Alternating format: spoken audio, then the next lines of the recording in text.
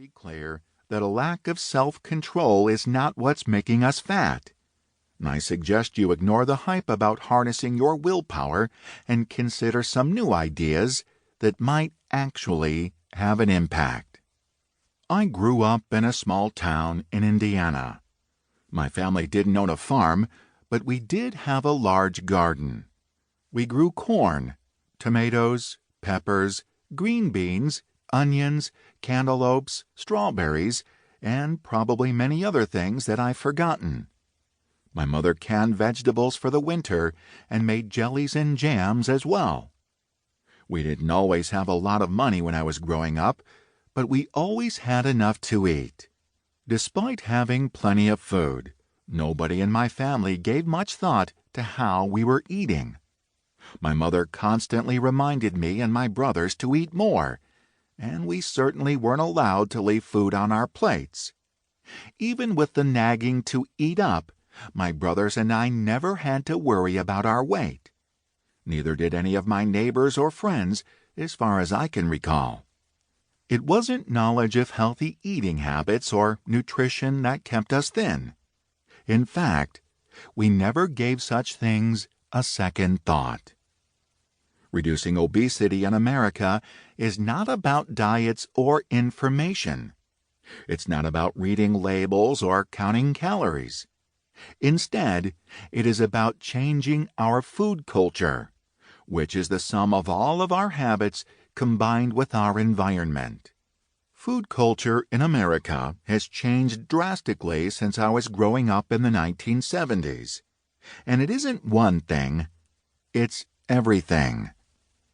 Diets are built on the premise that we can lose 10, 20, or 30 pounds in months if we just stick to the plan.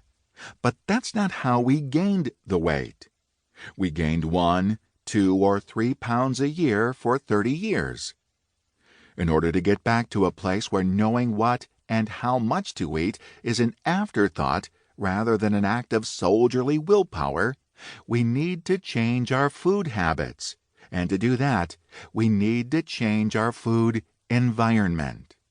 If we do, we will find that we lose 1, 2, or 3 pounds a year for the next 30 years, and we'll get back to a healthier, happier way of being.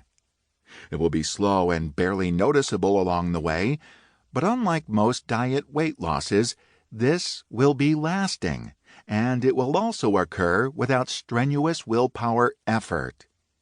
If we put our effort into changing the system, then the system around us can accomplish the desired change in our bodies. So, how do we get to a place where our habits and our food environment do the work of making us healthier? In Part 1, I will share research that proves the rather surprising fact that our brains really can't be trusted. I will examine how the cognitive biases and mental shortcuts that are hardwired into our minds often lead us to make bad food choices.